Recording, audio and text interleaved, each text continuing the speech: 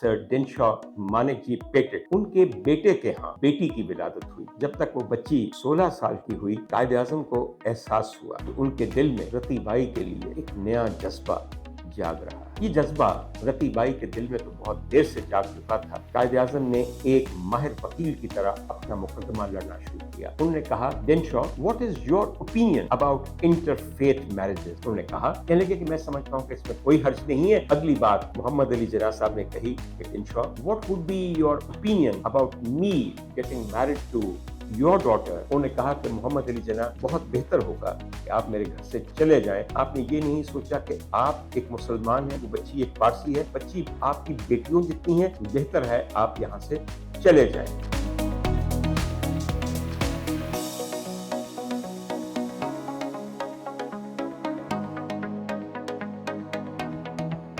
खातिन हुज़रात, डॉक्टर उमर आदिल आपकी खिदमत में हाजिर है और लिए हुए आया है एक नया एपिसोड लाउड स्पीकर का। ये महीना जो अब शुरू हुआ है, ये दरअसल पाकिस्तान के क़याम का महीना है, इस अर्ज़े पाक की पैदाइश का महीना है। और मैंने सोचा कि हर हफ्ते हम कम से कम एक वीलॉग ऐसा करें जिसका ताल्लुक या तो फाउंडर ऑफ द नेशन यानी कि बाबाए कौम हजरत जनाब कायदे आज़म मोहम्मद अली जिन्ना के मुतालिक हो, या फिर पाकिस्तान की तारीख और इसके क़याम के मुतालिक हो। इस सिलसिले में आज का जो पहला वीलॉग है वो मैंने खास तौर पे चुना है, और वो चुना इसलिए है कि हमारे पास बहुत सी किताबें हैं, बहुत सी ऐसी सवाने उमरियां हैं जो कि लिखी गई कायदे आज़म के बारे में। और वो क्या शख्स थे, मेरे ख्याल में जब तक दुनिया कायम है तब तक उनका ये कारनामा पाकिस्तान कायम रहेगा और दुनिया सर धुनती रहेगी कि उस आदमी ने अपनी हिम्मत से, अपनी इस्तकामत से किस तरह बड़े सगीर के मुसलमानों के लिए एक अलहदा वतन का क़याम पॉसिबल किया। ये वाक़तन बहुत कम लोगों को नसीब होता है। अरे बहुत कम लोगों को नसीब होता है कि किसी एक शख्स को गुलामी से निजात दिला सकें, और यहाँ तो कायदे आज़म मोहम्मद अली जिन्ना साहब ने पूरी एक कौम को, एक पूरे के पूरे खित्ते को गुलामी से निजात दिलाई। और हम लोग कभी भी उनके एहसान का बदला अदा नहीं कर सकते, मगर जब हम कायदे आज़म की बातें करते हैं तो हम ऐसा उनको बना देते हैं कि जैसे उनका इंसान होने से कोई ताल्लुक नहीं है। दरअसल हमारे यहाँ बड़े लीडर्स को एक मावराई मखलूक बनाने की एक आदत है, यानी कि उनके अंदर कोई इंसानी जज्बात नहीं थे, उनके अंदर कोई ऐसी कमियां नहीं थी, कोई ऐसे एहसासात नहीं थे जो उनको आम मामूली इंसान बनाते। मोहम्मद अली जिन्ना साहब एक बाकमाल शख्सियत थे, मगर उनके अंदर वो तमाम चीज़ें मौजूद थीं जो एक उम्दा इंसान में होनी चाहिए। मैंने इसी रियायत से आज उनके इस वीलॉग के सिलसिले में उस खातून को मौजूए बहस बनाना है जो उनकी सेकंड वाइफ थी और बेगम रतन बाई मोहम्मद अली जिन्ना के नाम से सारी जिंदगी गुजार के आज भी अपनी कब्र के कुतबे से इसी नाम के साथ दफन है। खातिन हुज़रात, कायदे आज़म की बेगम के बारे में हम कोई बात नहीं करते, इसलिए कि हमारा यह ख्याल है कि किसी बड़ी शख्सियत की मैट्रिमोनियल लाइफ, उसकी पर्सनल लाइफ, उसकी अज़दवाजी ज़िंदगी के बारे में बात करके कहीं हम मुर्तकिब न हो किसी बेएहतरामी के या उनकी इज़्ज़त में कमी आए। कतअन नहीं।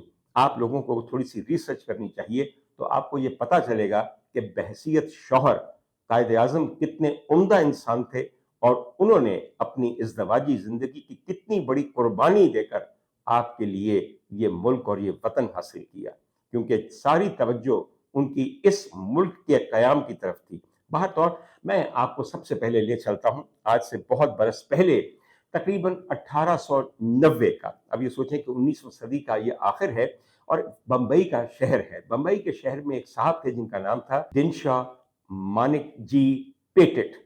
ये एक बहुत बड़े इंडस्ट्रियलिस्ट थे, पारसी मजहब था इनका, और इनके सर सेहरा था बड़े सगीर की पहली कॉटन मिल्स लगाने का, यानी कि ऐसी मिल्स लगाने का जहां पे सूत से कपड़ा बनाया जाए, और ये एक बहुत बड़ा कारनामा था। इसके अलावा भी इनकी बहुत सारी इंडस्ट्रीज थी, मगर साथ इनका दिल बहुत बड़ा था, बहुत बड़े सखी थे और बहुत बड़े फिलंथ्रोपिस्ट थे। इन्होंने खास तौर पे बड़े सगीर के लिए बिल अमूम और बड़े सगीर और ईरान के पारसियों के लिए, यानी कि ज़ोरोस्ट्रियंस के लिए जो जरतुश्त के मानने वाले थे, उनकी फलाह के लिए बेइंतहा काम किया। खास तौर पे जब ईरान में जरतुश्तियों के ऊपर काजार्स के मजालिम जारी थे, इन्होंने इसके अलावा बहुत से इंस्टीट्यूशंस बनाए, यतीम खाने बनाए, بہت سے ایسے ادارے بنائے جہاں پہ علاج کی مفت سہولیات دی جاتی تھیں۔ ان کی انڈسٹریلسٹ اور فلنتھروپک ایکٹیویٹیز اور ان کے ایکسلنس کو دیکھتے ہوئے ملکہ برطانیہ اور شہنشاہ بیگم ہندوستان یعنی کہ کوئین وکٹوریہ نے پہلی دفعہ بر صغیر کے شہر بامبے کے اندر ایک پارسی کے لیے ایک بیرونیٹسی کا اعلان کیا۔ اب یہ بیرونیٹسی کیا ہوتی ہے ذرا سمجھیے گا۔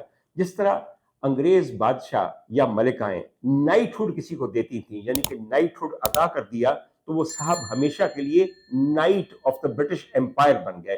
یہ ایک بہت معزز مقام ہوتا تھا جو کسی کو دیا جاتا تھا اپنی رعایا میں سے۔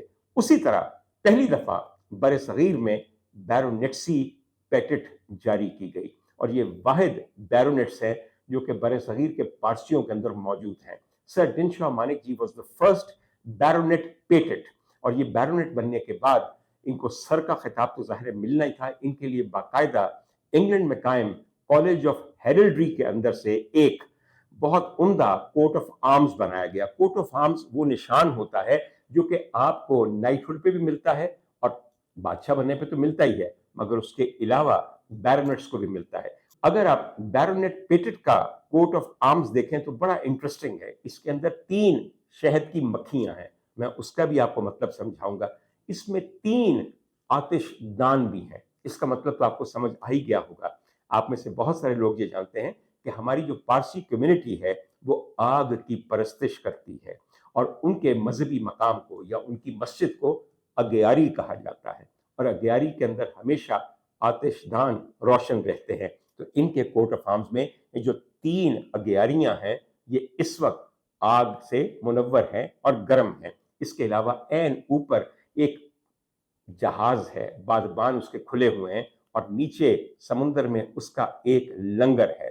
خواتین حضرات، اس وقت بمبئی میں 5th بیرونیٹ پیٹنٹ موجود ہیں، اور ان کے بعد جو ایئر اپیرنٹ ہے یعنی کہ جو ولی عہد سمجھا جائے گا اس بیرونیٹ کا، اس کا نام ہے ریحان جہانگیر پیٹنٹ، اور وہ ایک نوجوان ہے جو کہ عمر میں بہت چھوٹا ہے، مگر دیکھ لیجئے کہ بڑوں کے اچھے کام کس طرح نسل در نسل چل رہے ہیں۔ آپ کہیں گے یہ کیا قصہ لے بیٹھے؟ قصہ یہ لے بیٹھے کہ جو پہلے بیرونیٹ پیٹنٹ تھے سر ڈنشاہ مانک جی پیٹنٹ، ان کے بیٹے کے ہاں جو کہ 2nd بیرونیٹ پیٹنٹ تھے، 1900 میں 20 فروری 1900 کے اندر ایک بیٹی کی ولادت ہوئی۔ دادا کو بلایا گیا کیونکہ دونوں میاں بیوی یعنی کہ ان کا بیٹا اور ان کی بہو جن کا نام دینا بائی پیٹنٹ تھا بے انتہا خوش تھے، اور انہوں نے کہا کہ آئیے اور اپنی پوتی کو دیکھیے۔ یہاں آپ سوچئے کہ 1900 کے اندر پوری ایک نئی صدی پیدا ہو رہی تھی۔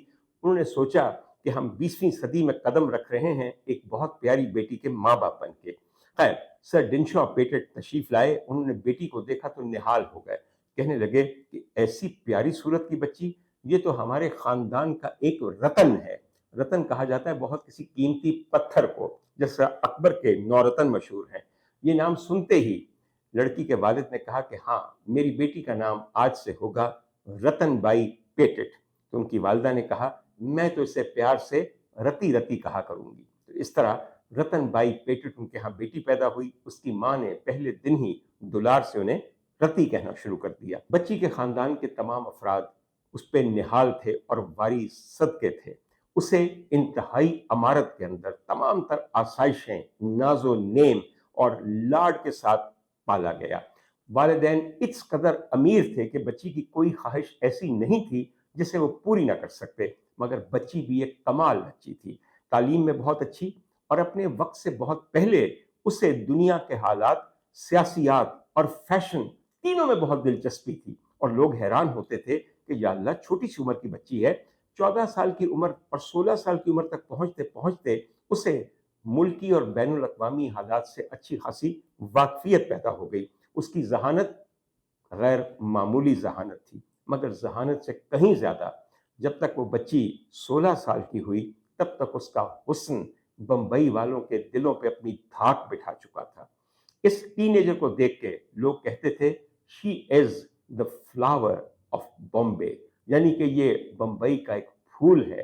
اس کی نزاکت، اس کے خوبصورت انداز واقعی ایک تازہ پھول جیسے تھے۔ اس کے علاوہ اس کا لباس ایسا تھا اس بچی کا کہ کہ یہ اس زمانے کے اندر چھوٹی سی عمر میں ٹرینڈ سیٹر تصور کی جاتی تھی. بہترین بیش قیمت سلک اور بہترین بیش قیمت فرینچ شفون یہ پہنتی تھی، جس کے ساتھ زیورات کی تو کیا ہی کہیے، انتہائی عمدہ، خاص طور پہ ہیرے اور زمرد کے زیورات انہیں بے انتہا پسند تھے. گفتگو ایسی کرتی تھیں کہ سننے والا مسحور ہو جاتا تھا. ذہن ایسا منور تھا کہ آپ ان کی لیاقت سے متاثر ہوئے بغیر رہ نہیں سکتے تھے. خواتین حضرات، اس کے علاوہ اس خاتون کے اندر کسی بھی مذہب کی طرف کوئی خاص رجحان نہیں تھا. وہ پارسی تھیں مگر ان کو زروسٹرزم کے ساتھ کوئی خاص لگاؤ نہیں تھا. ان کے خیال میں خدا اور اس کی تمام مخلوق انسانیت کے مذہب میں جڑی ہوئی اور بندھی ہوئی ہے. خیر، ان کے اندر کسی قسم کی شدت پسندی بھی نہیں تھی. ہوا یہ کہ جب رتی بائی بڑی ہوئیں تو 14 سال کی عمر پہ ان کے گھر میں، جس گھر کا نام تھا پیٹٹ ہال مالابار ہلز بامبے کے فٹ پہ ایک بہت خوبصورت، بے انتہا خوبصورت سی فیسنگ لارج ایک بہت سپرولنگ گھر ہے جس میں پیٹٹ فیملی رہتی تھی، اور اس کی کھڑکیاں عموماً سمندر کی طرف کھلتی تھیں اور وہاں کی سی بریز سے پورا گھر مہکتا بھی رہتا تھا اور روشن اور ہوادار بھی رہتا تھا. ان کے گھر میں ایک صاحب آنا شروع ہوئے جو ان کے والد کے دوست تھے.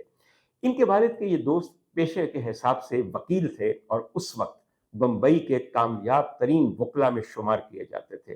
ان کا نام تھا جناب محمد علی جناح. کیونکہ یہ والد کے دوست تھے اور عمر کا بڑا تفاوت تھا. رتی کی عمر اس وقت تقریباً کوئی 16 یا 14 سال تھی، اور قائد اعظم کی عمر، کیونکہ محمد علی جناح میرے قائد اعظم ہیں، میں نے ان کے نام سے پکارنے سے بہت بہتر سمجھتا ہوں کہ ان کے لقب سے پکاروں، کیونکہ میرے دل کی گہرائیوں میں ان کی ایسی عزت ہے کہ میں ان کو اس سے بہت زیادہ بھی کہنا چاہتا ہوں. بہرطور قائد اعظم ان کے والد کے مختلف مقدمات کو دیکھتے بھی تھے، اور چونکہ وہ بمبئی کی ایک بہت سربراہ شخصیت تھے، اس لیے بمبئی کے رئیسوں کے ہاں ان کا آنا جانا تھا. ان کی گفتگو، ان کی انداز نشست و برخاست، ان کے خیالات، ان کی شخصیت کا سحر، ان کے لباس کی عمدگی، یہ سب دیکھ کے رتی کے دل پہ ایک خاص قسم کا سحر طاری ہو گیا. وہ چاہتی تھیں کہ گھنٹوں بیٹھ کے سنا کریں کہ محمد علی جناح صاحب کیا کہتے ہیں، ان کے افکار کیا ہیں، مختلف چیزوں کے اوپر ان کی سوچ کیا ہے، and what is his stand on the current situation of the subcontinent and the impending freedom and independence of the subcontinent، جس کی مہم اس وقت شروع ہو چکی تھی. عمر کے تفاوت کی وجہ سے، جیسے میں نے عرض کیا، ہم سمجھتے یہی تھے سب لوگ وہاں پہ کہ بھائی ان کا تعلق جو ہے وہی ہے جو ایک والد کے دوست کے ساتھ ہو سکتا ہے. مگر پھر ایسا ہوا کہ گرمیاں آئیں 1916 کی.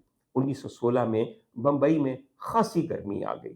ایک دن قائد اعظم تشریف لائے اپنے دوست سر ڈنشا پیٹٹ کے ہاں، اور کہنے لگے کہ بھائی یہ گرمی نے بہت ستایا ہوا ہے بامبے میں، اتنی گرمی پہلے کبھی نہیں ہوئی. تو انہوں نے کہا کہ محمد علی، why don't you join us at our house in Darjeeling?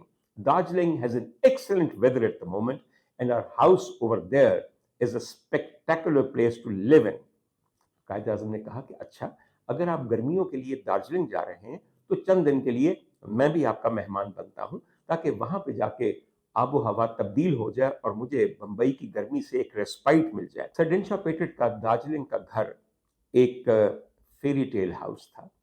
یہ گھر بہت بڑا تو تھا ہی، مگر دارجلنگ کی ایک اونچی چوٹی پہ قائم تھا اور ایک ایسے اینگل پہ تھا کہ اگر اس کی عقبی کھڑکیاں کھول دی جائیں جو کہ بہت بڑی بڑی تھیں تو دور سے ایک چوٹی نظر آتی تھی جو کہ برف سے ڈھکی ہوئی تھی، اور وہ چوٹی کوئی اور نہیں، وہ ایوریسٹ کی چوٹی تھی، دنیا کی سب سے اونچی چوٹی جسے آج تک لوگ سر کرتے ہیں اور سر کرتے کرتے مر بھی جاتے ہیں.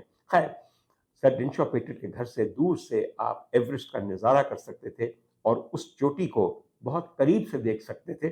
قریب تو لگتا تھا نا، آن اے کلیئر ڈے، درمیان میں بادل نہیں ہوتے تھے، کہ آپ بالکل اس چوٹی کو یوں دیکھ رہے ہیں کہ سامنے جیسے فلم چل رہی ہے. دارجلنگ جنہوں نے دیکھا ہوا ہے وہ جانتے ہیں کہ وہ کیسا عمدہ ہندوستان کا ایک ہل اسٹیشن ہے. اور میں بات کر رہا ہوں 1916 کی.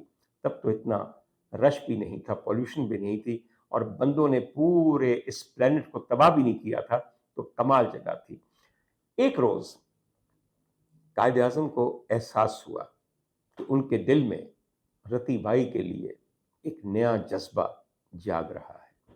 یہ جذبہ رتی بائی کے دل میں تو بہت دیر سے جاگ چکا تھا، مگر اب اس جذبے نے اپنی راہ قائد اعظم محمد علی جناح کے دل میں بھی بنا لی۔ میچور ایج کے تھے، بے انتہا پریگمیٹک تھے، بے انتہا پریکٹیکل آدمی تھے، بالکل ایموشنلی ڈیمونسٹریٹو نہیں تھے، اپنے جذبات کا سستا اور اوچھا اظہار کبھی نہیں کرتے تھے۔ اس دن وہ دونوں یعنی کہ وہ اور ان کے دوست سر ڈنشا پیٹٹ لائبریری میں بیٹھ کر کافی پی رہے تھے۔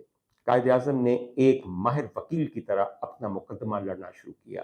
انہوں نے کہا، Dinshaw, what is your opinion about interfaith marriages, یعنی کہ دو مذاہب کے درمیان لوگوں کی شادی کے بارے میں تمہارا کیا خیال ہے؟ انہوں نے کہا، کیونکہ وہ بڑے اینگلسائز تھے اور بہت اپنے آپ کو روشن ضمیر سمجھتے تھے، کہنے لگے کہ میں سمجھتا ہوں کہ اس میں کوئی حرج نہیں ہے، اور اس کے علاوہ میں یہ بھی سمجھتا ہوں کہ بر صغیر جیسے خطے کے اندر اس میں مختلف مذاہب اور مختلف قومیں ہیں، باہمی شادیوں سے اس قوم کو مضبوطی ملے گی اور اپنے تعلقات مضبوط ہوں گے۔ اگلی بات محمد علی جناح صاحب نے کہی کہ ڈنشا، I am very happy to learn of your opinion and attitude towards interfaith marriages. So, what would be your opinion about me getting married to your daughter, Ratan Bai? I'm a Muslim and she's a Parsi. یہ جملہ سننا تھا تو ایسے لگا کہ سر ڈنشا پیٹٹ کے اوپر ایک بجلی کوند کے گری ہے۔ وہ بالکل سٹن ہو گئے اور تھوڑی دیر بعد غصے سے کانپنا شروع ہو گئے۔ اس سے پہلے کہ وہ کچھ اور کہتے، انہوں نے کہا کہ محمد علی جناح، بہت بہتر ہوگا کہ آپ میرے گھر سے چلے جائیں، مجھے آپ کی بات نے پریشان کر دیا ہے۔ آپ نے یہ کہتے ہوئے یہ نہیں سوچا کہ میں آپ کا دوست ہوں، آپ نے یہ نہیں سوچا کہ آپ ایک مسلمان ہیں، وہ بچی ایک پارسی ہے، آپ نے یہ نہیں سوچا کہ بچی آپ کی بیٹیوں جتنی ہے یعنی کہ 16 سال کی ہے، آپ نے یہ نہیں سوچا کہ عمر کا یہ تفاوت کتنی مشکلات پیدا کر سکتا ہے، بہتر ہے آپ یہاں سے چلے جائیں۔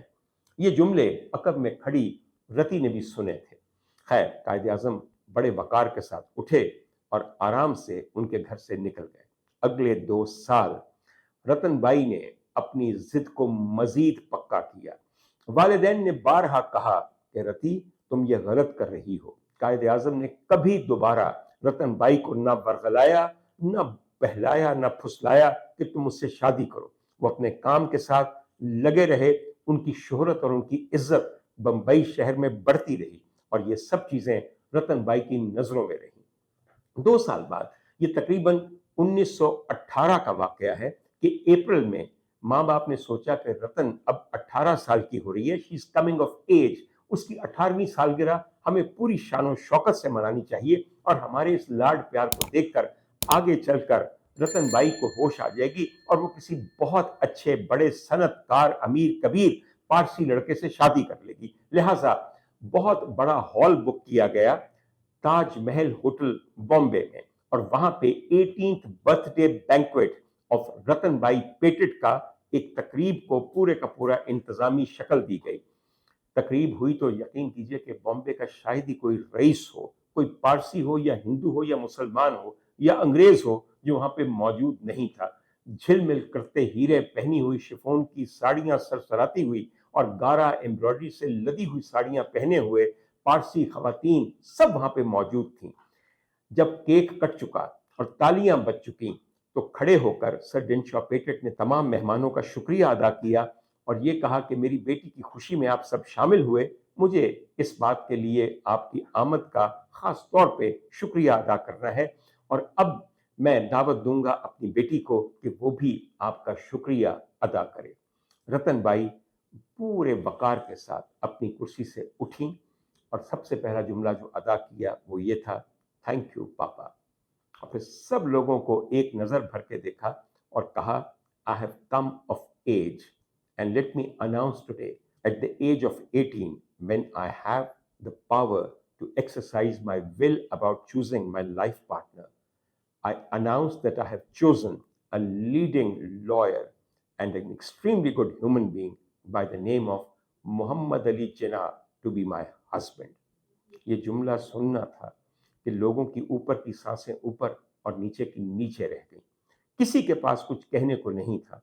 वहां मौजूद पारसी हैरान रह गए कि इतनी बड़ी पारसी फैमिली की लड़की एक मुसलमान आदमी से शादी करना चाहती है जो उससे तकरीबन 24 साल बड़ा है। तब तक कायदे आजम की उम्र 42 साल हो गई थी। बहरतौर लड़की का फैसला अटल था।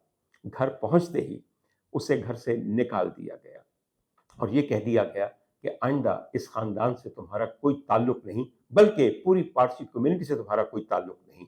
मगर रतन बाई ये जानती थी कि जो सौदा उन्होंने किया है वो घाटे का नहीं। चंद ही दिनों में 1918 में कायदे आजम मोहम्मद अली जिन्ना और रतन बाई की शादी हो गई। ये शादी पूरी मुसलमान रिवायात के मुताबिक हुई। तमाम निकाह की रसूमात अदा की गईं और एक आपको मैं बात बता दूं कि निकाह से पहले रतन बाई ने इस्लाम कबूल किया और दिलो जान से कबूल किया और इनका इस्लामी नाम इफ़्फ़त और पाकबाजी के एक बहुत रोशन निशान जनाब हज़रत मरियम के नाम पे मरियम जिन्ना रखा गया। मैं समझता हूँ कि फ़ातिमा चूँकि पहले ही मोहतरमा फ़ातिमा की शक्ल में हमशीरा मोहम्मद अली थीं, तो उसके बाद एक बेइंतहा हसीन नाम या आमिना हो सकता था, या खदीजा हो सकता था, या मरियम हो सकता था। बहरतौर रतन बाई मुसलमान होके मरियम जिन्ना बनी। कायदे आज़म ने शादी के वक्त निकाह के मौके पे 10,000 रुपया हक मेहर दिया। 10,000 रुपया, मैं बात कर रहा हूँ 1918 की। याद रखिए, ये बात अब तकरीबन कई सदियों तो नहीं, लेकिन एक सदी से ज्यादा पहले की है। और उन्होंने ये भी सोचा कि चूंकि वालिदैन रतन के उससे कतई ताल्लुक कर चुके हैं, तो मरियम जिन्ना के लिए 1.25 लाख रुपया उन्होंने तोहफे के तौर पे पेश किया कि अपने मतलब की चीजें लें, कपड़े लें, जेवर लें। 1.25 लाख रुपया 1919 में आज के करोड़ों जितना बनता है। इससे अंदाजा लगाई कि कायदे आजम किस कदर उम्दगी के साथ अपनी वकालत की प्रैक्टिस करते थे और उनका भी शुमार रईसाने बम्बई में होता था। दोनों की मोहब्बत दीदनी थी। इस कदर मोहब्बत से पेश आते थे कायदे आजम अपनी बेगम की तरफ के जैसे कोई चाइल्ड ब्राइड हो, और वो भी इस कदर प्यार में डूबी हुई थी उस शख्स के शख्सियत के साथ कि यकीन नहीं आता था। कायदे आजम को वो हमेशा जे कहती थी और कायदे आजम उन्हें रति ही कहते थे, जो उनका पेट नेम था। शादी के फौरन बाद ये दोनों अशखास, ये नौब्याहता जोड़ा, नैनीताल चले गए और कुछ दिन वहां पे गुजारे। वहां से वापस आने के बाद ये बंबई में कायदे आजम के बनाए हुए घर, जिसका नाम है साउथ कोर्ट मेंशन, ये असली जिन्ना हाउस है, क्योंकि इसमें कायदे आजम ने कई साल गुजारे और अपनी बेहतर जिंदगी का आगाज भी south court mention Malabar hills Bombay में किया। आपका दिल चाहे तो आप जिस मर्जी घर को जिन्ना हाउस कह दीजिए, खा कायदे आजम ने उसमें कभी एक रात भी गुजारी हो या ना गुजारी हो, आपकी मर्जी है। फिर आपकी मर्जी के आगे किसी की मर्जी नहीं चल सकती। रतन बाई जो ही साउथ कोर्ट हाउस के अंदर आई तो उनको लगा कि घर बिल्कुल खाली है। तो कायदे आजम ने कहा कि भाई ये घर इसलिए खाली है कि तुम्हारे आने के साथ ये भर जाएगा और तुम अपने टेस्ट के मुताबिक, क्योंकि तुम्हारे एस्थेटिक्स इतने उम्दा हैं, इसे सजाओ और जैसे चाहो इसे रखो। उसके अलावा तुम्हें मेरे वार्डरोब का भी ख्याल करना है, इसलिए कि जो फैशन की समझ तुम्हें है वो शायद किसी और को नहीं। और तुम जब मेरे लिए कोट, सूट, टाइयाँ, एक्सेसरीज चुनोगी तो मैं बंबई का एक बेइंतहा वेल ड्रेस्ड आदमी समझा जाऊंगा। और ऐसा ही हुआ। एक बात मुझे यहाँ कहनी है, बहुत सारी कहानियां सुनाई जाती हैं। एक कहानी ये कही जाती है कि कायदे आजम को निकाह के वक्त अंगूठी लाना भूल गए, और जब अंगूठी लाना भूल गए और रतन बाई ने अपना हाथ आगे किया अंगूठी पहनने के लिए, तो उस वक्त राजा साहब महमूदाबाद ने आगे बढ़ के अपनी अंगूठी उतार के कायदे आजम को दी कि लाइए दुल्हन को पहना दीजिए। ये सब खराफात हैं और ये गलत बात है। राजा साहब महमूदाबाद 1914 में पैदा हुए। कब हुए पैदा? 1914 में। और 1914 के बाद 1918 के अंदर शादी हो रही है कायदे आजम की रतन बाई के साथ। तो मुझे आप ये बताइए कि 4 साल का बच्चा अंगूठी पहने हुए निकाह में क्या कर रहा था? बहुत से लोग वीलॉगर्स हैं जो बगैर तहकीक, बगैर रिसर्च के बहुत बड़े बड़े दावे करते हैं। वो काइंडली अपनी तारीख को, अपनी तहकीक को और अपने इल्म को जरा दोबारा एक दफा साफ कर लें, ताकि ये गलत बातें मत की जाए। ख़वातीन हज़रात, जिस तरह मैंने अर्ज किया आपको, ये दिन उनकी जिंदगी के बेहतरीन दिन थे। ये सिर्फ एक बात पे तंग होती थी और वो अपनी नंद के आने पे। इंसानी तकाजा है ایک بھابھی ہیں جو بہت امیر خاتون ہیں جنہوں نے کبھی کسی خرچے کی پرواہ نہیں کی، اور پھر ان کی ایک نند ہے جو محترمہ فاطمہ جناح ہے۔ محترمہ فاطمہ جناح چونکہ قائد اعظم کی زیر نگرانی تھی، کیونکہ والد فوت ہو چکے تھے، تو وہ اپنی بڑی بہن کے ہاں رہتی تھی، مگر سنڈے کے سنڈے ساؤتھ کورٹ مینشن میں آ جاتی تھیں۔ اب سنڈے کے سنڈے وہ دن ہوتا تھا جب قائد اعظم کورٹ سے چھٹی کر کے اپنی بیگم کی طرف توجہ دے سکتے تھے۔ اس میں ایک بہن کا آ جانا ظاہر ہے کہ ان کی توجہ کو بانٹ دیتا تھا، جو بات رتن بھائی کو پسند نہیں آتی تھی۔ دونوں کے درمیان کبھی کوئی دوستی نہ ہو سکی، اور اکثر کسی نہ کسی بات کے اوپر ڈفرنس ہو جاتا تھا۔ ایک بات مجھے یاد آتی ہے کہ ایک دن محترمہ فاطمہ جناح نے قرآن شریف اونچا اونچا پڑھنا شروع کیا، تلاوت شروع کی، تو رتن بھائی ان کے پاس آئیں اور کہنے لگی کہ فاطمہ، یہ کتاب محض اونچا پڑھنے کی نہیں ہے، سمجھنے کی ہے، غور و فکر کرنے کی ہے۔ اس کے مضامین کے بارے میں بحث ہونی چاہیے تاکہ مزید سمجھ آئے۔ ان کا کہنا بھی بالکل بجا تھا، اور ان کا بھی جو کرنا تھا وہ بھی بجا تھا، لیکن ان کے یہ ڈفرینسز آگے چل کے مزید بڑھ گئے۔ خواتین حضرات، قائد اعظم نے گزرتے ہوئے وقت کے ساتھ اپنی زندگی کو اور اپنے وقت کو اپنے پروفیشن اور اپنے پیشن یعنی کہ کریشن آف پاکستان کے لیے وقف کر دیا۔ اس دوران محسوس ہونا شروع ہو گیا رتن بھائی کو کہ میرے میاں کی توجہ مکمل میری طرف نہیں ہے۔ وہ چونکہ اپنی فیملی سے، اپنی کمیونٹی سے، اپنی دوستوں سے، اپنے کزنز بہن بھائیوں سے کٹ چکی تھیں، ان کی زندگی کا محور صرف ان کے شوہر جناح صاحب تھے، تو ظاہر ہے ان کی چھوٹی سی بھی بے تنائی یا ان کے وقت کی تھوڑی سی بھی کمی ان کو بہت شاک گزرتی تھی۔ خیر، شادی کے اگلے ہی سال وہ پریگننٹ ہو گئیں، اور اس چیز کی ان کو بے انتہا خوشی تھی کہ ان کی زندگی میں ایک اور نیا بچہ یا بچی آنے والی ہے۔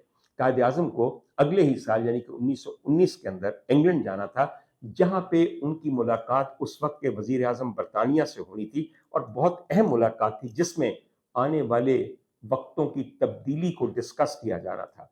قائد اعظم کسی صورت بھی فل ٹرم یعنی کہ زچگی کے قریب، بچے کی پیدائش کے قریب اپنی بیگم کو اکیلا بامبے میں چھوڑنا نہیں چاہتے تھے، خاص طور پہ ایک ایسے وقت میں جبکہ ان کی فیملی نے ان سے کوئی تعلق نہ رکھا ہو۔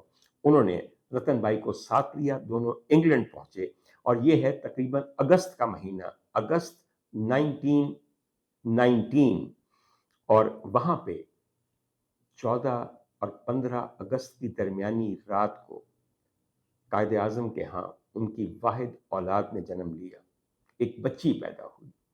عجیب بات نہیں ہے کہ وہ ملک جو انہوں نے اپنے ہاتھوں سے اپنی کوشش سے پیدا کیا وہ بھی 14 اور 15 اگست کو ہوا، اور جو ان کی واحد اولاد ہے وہ بھی اسی دنیا میں اگر آئی ہے تو وہ 14 اور 15 کی درمیانی رات کو آئی ہے۔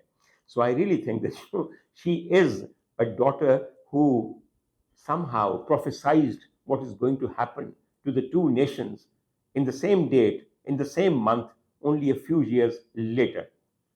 بچی کی طرف توجہ دونوں کی ذرا کم رہی، اس کے لیے یورپی نینیز کو رکھا گیا جو بچی کا ہر طرح خیال رکھتی تھی۔ اور میں آپ کو تھوڑی سی بات بتاؤں، حالت یہ تھی کہ رتن بھائی بھی اپنی زندگی میں اپنی ایکٹیویٹیز میں بہت مصروف تھیں، قائد اعظم اپنی ایکٹیویٹیز میں بے انتہا زیادہ مصروف تھے، حتیٰ کہ انہوں نے بچی کو نام تک نہ دیا۔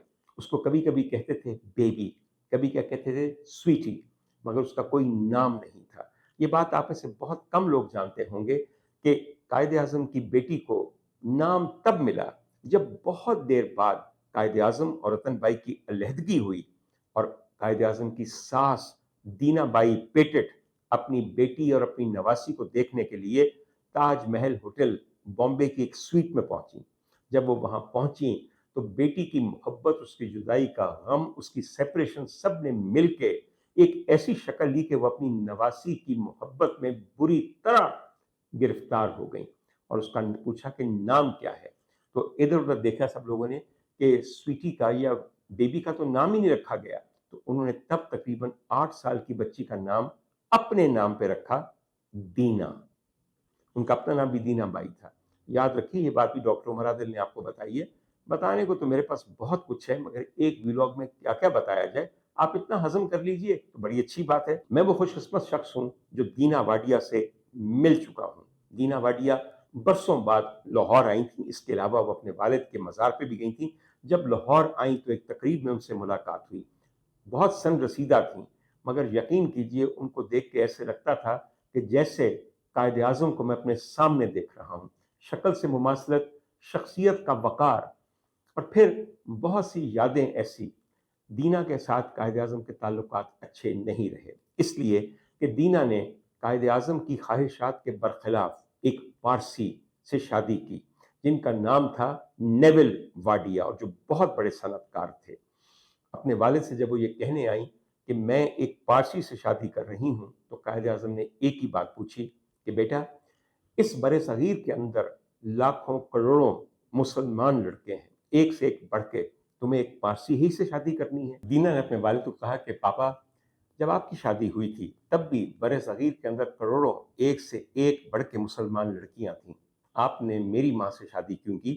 وہ ایک پارسی تھی۔ تو انہوں نے آگے سے جواب دیا، اور وہ بھی بہت بڑے وکیل تھے، کہنے لگے کہ بیٹا، میں نے اس سے شادی بعد میں کی تھی، پہلے وہ مسلمان ہوئی تھی، تم بتاؤ کہ نیول واڈیا مسلمان ہوگا؟ انہوں نے کہا کہ نہیں۔ تو انہوں نے کہا کہ بس، پھر میرے خیال میں آج سے میرے اور تمہارے تعلقات بھی ختم ہو گئے۔ میں نے مسلمانوں کے لیے ایک علیحدہ وطن لیا، اور تم نے ایک غیر مسلم کو اپنے لیے شریک حیات چن لیا، ہماری راہیں جدا ہو گئیں۔ بہر طور جہاں تک دینا واڈیا کا تعلق ہے، تقریباً 5 سال بعد ان کی طلاق ہوگی نیول واڈیا سے، مگر اللہ نے ان کو ایک بیٹا دیا جس کا نام تھا نسلی واڈیا۔ وہ بھی ایک بے انتہا کامیاب انسان ہیں، اور میرے خیال میں ابھی تک زندہ ہیں۔ پھر ان کو اللہ نے ایک بیٹا دیا جس کا نام ہے نیس واڈیا، اور نیس واڈیا بڑے مشہور آدمی ہیں، ابھی تو نوجوان ہیں۔ آپ جانتے ہوں گے کہ وہ IPL کی ٹیم ہے جس کے وہ مالک ہیں، بلکہ کو اونر ہیں، اور ان کی جو کو اونر ہیں وہ اور کوئی نہیں، آپ کی اور ہماری فیورٹ اداکارہ، یا کچھ عرصہ پہلے تو فیورٹ تھیں، ان کا نام ہے پریتی زنٹا۔ جی ہاں، وہی ڈمپلوں والی پریتی زنٹا دراصل دینا واڈیا کے پوتے کی گرل فرینڈ رہ چکی ہیں ان 2005 اینڈ 2009، لیکن اب یہ تعلق ختم ہو گیا ہے، مگر IPL جاری ہے۔ میں بات آپ کو اسی سے بتا رہا ہوں کہ جس خاندان کے اندر دینا واڈیا نے شادی کی، وہ بھی کوئی معمولی خاندان نہیں تھا، بے انتہا کامیاب پارسی خاندان ہے بامبے کا۔ خواتین حضرات، قائد اعظم کے ساتھ ان کی زندگی چند سال گزری۔ ان چند سالوں میں رتن بائی کی محبت قائد اعظم کے لیے کبھی کم نہیں ہوئی، اور چونکہ محبت بہت زیادہ تھی اس لیے تکلیف بھی بہت زیادہ تھی۔ آخر میں دونوں کی سپریشن ہو گئی، یہ ساؤتھ کورٹ مینشن کو چھوڑ کے آ گئیں تاج محل ہوٹل کی ایک سویٹ میں۔ آخری سالوں میں یہ پیرس گئیں، اور پیرس جا کے پتہ چلا کہ یہ بہت بیمار ہیں، ان کی والدہ ان کے ساتھ تھیں، وہاں بے ہوش ہو کے بھی گر گئیں۔ لوگوں کا خیال تھا کہ انہیں کینسر ہے یا قولنج ہے، یعنی کہ کولائٹس ہے، مگر انہیں دراصل بے انتہا زیادہ ایکیوٹ ڈپریشن تھا اس شخص کی محبت مکمل نہ ملنے کا جو ان کے شوہر تھے، اور دراصل جن کے یہ عاشق تھیں۔ یہ بات میں پوری ذمہ داری کے ساتھ کہہ رہا ہوں، میرے سامنے ان کے بے شمار خطوط ہیں، 6 کتابیں ایسی ہیں جو میں بھی ریسنٹلی پڑھ کے ہٹا ہوں، جو ان کی سوانح حیات ہے، اور جو شیلا ریڈی اور اسٹینلی والپرٹ اور کانجی دوارکا داس وغیرہ نے لکھی، جو انہیں بہت اچھی طرح جانتے تھے۔ خواتین حضرات، ایک بات آپ کو بتاؤں، ہر آخری خط میں وہ یہی کہتی تھیں، جناب میں نے تمہیں اتنی محبت کی ہے، اور جتنی محبت کی ہے میں نے اتنا ہی کرب، دکھ اور غم اٹھایا ہے۔ اے کاش میں تمہیں ذرا کم محبت کرتی تو مجھے اتنی تکلیف نہ ہوتی۔ پیرس سے واپسی کے بعد 1929 میں انہوں نے ایک اوور ڈوز لی، جی ہاں، انہوں نے خودکشی کی۔ رتن بائی میری تحقیق کے مطابق بہت ساری اینٹی ڈپریسنٹس اور بہت ساری سلیپنگ پلز کو ایک ہی دفعہ لے کر اپنی زندگی کا خاتمہ کر گئیں۔ اس وقت قائد اعظم خود دلی میں تھے۔ رتن بائی کی والدہ نے اپنے شوہر کو بلایا کہ ہماری بیٹی، ہماری واحد بیٹی، کیونکہ باقی سب ان کے بیٹے تھے، اس دنیا میں نہیں رہی، اور اس کی بیٹی اب یتیم ہو گئی ہے، بن ماں کے ہو گئی ہے۔ سر ڈنشا پیٹٹ نے وہیں سے فون کیا قائد اعظم کو دلی میں، اور کہا Muhammad Ali, your wife has died, یعنی کہ انہوں نے اپنی بیٹی نے کہا، you need to come and take care of her last rites. اب اس بات میں ایک بڑی واضح بات تھی کہ اب ان کی تجہیز و تکفین اور آخری رسومات تمہاری ذمہ داری ہیں، کیونکہ وہ ہماری کمیونٹی کا، ہمارے مذہب کا حصہ نہیں رہیں۔ پارسی اپنے مردوں کو ایک ٹاور آف سائلنس میں ڈال دیتے ہیں जिसके ऊपर बड़ी बड़ी सलाखें होती हैं और दरमियान में जगह होती है। उनके मुर्दे को कौवे और चीलें खा जाती हैं और हड्डियां सूख के नीचे गिर जाती हैं। मुसलमान ऐसा नहीं करते। कायद आज़म फौरन वापस बॉम्बे पहुंचे और उन्होंने मासगांव बॉम्बे के मुस्लिम कब्रिस्तान के अंदर एक बहुत अच्छी जगह कब्र के लिए ली, कब्र खुदवाई और फिर जनाजा लेकर रतन बाई का उस कब्र में उनकी मैयत को उतार दिया। आज भी वो कब्र मौजूद है और उस पर लिखा है कतबे के ऊपर कि ये रतन बाई जिन्ना की कब्र है जो मोहम्मद अली जिन्ना की बेगम थी। कायद आज़म के बारे में कहा गया है कि उन्हें कभी रोते नहीं देखा गया, उन्होंने कभी अपने जज्बात का बरमला इजहार नहीं किया, नुमाइश नहीं की। मगर जिस दिन रतन बाई को कब्र में उतारा जा रहा था, वहाँ पे मौजूद लोग बार बार रिवायत करते हैं कि मोहम्मद अली जिन्ना साहब ऐसे रो रहे थे कि जैसे कोई बच्चा फूट फूट के रोता है। एक दफ़ा ये था, एक बार कायद आज़म और रोए हैं मगर उस वक्त किसी ने देखा नहीं, और वो दिन मैं आपको बता देता हूँ। आखिरी दिन था जब कायद आज़म बम्बई से जहाज़ के ज़रिए पाकिस्तान आ रहे थे, जहाँ उन्हें पाकिस्तान का गवर्नर जनरल बनाना था। ये अगस्त 1947 का वाक़या है। एक दफ़ा आखिरी मुलाकात के लिए वो अपनी बेगम की कब्र पे गए। बहुत देर वहाँ, सुबह सुबह का वक्त था, खड़े रहे। बहुत दूर से लोगों ने देखा कि आखिर में उन्होंने अपनी आंखें पोंछी, अपना चेहरा पोंछा, खुदा हाफिज कहा और फिर कभी न वापस आने के लिए न सिर्फ उस कब्रिस्तान से, उस शहर से, बल्कि उस मुल्क से मुंह मोड़ लिया। जहाँ तक कायद आज़म का ताल्लुक है, बहुत सारे लोग ये कहते हैं कि शायद वो अपनी बेगम की ख्वाहिशात का ख्याल ना कर सके, वो तवज्जो ना दे सके जो वो देना चाहते थे। जिन लोगों के सामने बड़े मकासद होते हैं, वो शायद वाकई अपने रिश्तों को कुर्बान करते हैं, वो वक्त अपने बड़े मकासद को देते हैं जो बेगम की दिलदारी में देते। मैं जितने भी खतूत पढ़ चुका हूँ रतन बाई के, उसमें कहीं भी ये गिला नहीं है, सिर्फ एक ही है कि मैंने तुम्हें बहुत ज़्यादा चाहा। जितना ज़्यादा चाहा जाता है उतनी तकलीफ उठाई जाती है। कायद आज़म के एक ड्राइवर थे जिन्होंने कायद आज़म के एक सामान्य निगार को अपने मालिक के बारे में एक बात बताई। कहने लगे कि कई कई दिन ऐसे आते थे कि बहुत रात ढल जाती थी। कायद आज़म कहते थे कि वो जो एक सागवान का संदूक है उसे मेरे सामने लाया जाए और खोला जाए। जब वो संदूक खोल दिया जाता था तो आगे बढ़ के कायद आज़म उसमें से कुछ कपड़े निकालते थे, कुछ रेशमी साड़ियाँ थीं, कुछ बच्ची के पहनने के फ्रॉक थे। उन्हें अपने सीने से लगाते थे, उन्हें सूंघते थे। ये कपड़े रतन बाई की साड़ियाँ और कपड़े थे। ये कपड़े उनकी बेटी दीना के फ्रॉक और कपड़े थे, जिसमें वो खुशबू बसी हुई थी जो एक शौहर को अपनी बीवी से आती थी। इनमें वो खुशबू थी जो एक बाप को अपनी बेटी से आती थी। उस वक्त ये कहा जाता है कि बहुत देर तक इन कपड़ों को अपने सामने बिछाकर उन्हें देखते रहते थे। उनकी आंखें भीग जाती थीं, फिर बिलाखिर अपने हाथों से ये सारी चीज़ें उसी सागवानी संदूक में बंद करते थे और कुछ देर के लिए भूल जाते थे कि मेरे दिल ने कितना बड़ा घाव सहा। ख़वातीन हज़रात, ये घाव सहने पड़ते हैं जब आपने बड़े मकासद हासिल करने हों। जिन लोगों ने एक पूरी कौम को आज़ाद करवाना हो, वो शायद बहैसियत शौहर वो तवज्जो न दे सकें बीवी की तरफ, बहैसियत बाप वो तवज्जो न दे सकें बेटी की तरफ, मगर ज़ाती कुर्बानियों के बग़ैर बड़ी चीज़ें हासिल नहीं होती। We all love you. कायद आज़म मोहम्मद अली जिन्ना, खुदा ताला आपको जन्नत के बेहतरीन दर्जात में दे जगह, और आपने जो अमल कमाया है, क्योंकि आपकी नीयत बहुत अच्छी है, ये अमल ज़ाया न हो इन खिलंडरों के हाथों जिनके हाथों में ये अमल आ गया है। और मुझे यकीन है खुदा के नाम पे बना हुआ ये मुल्क, इसे खुदा ही बचाएगा इंशाअल्लाह।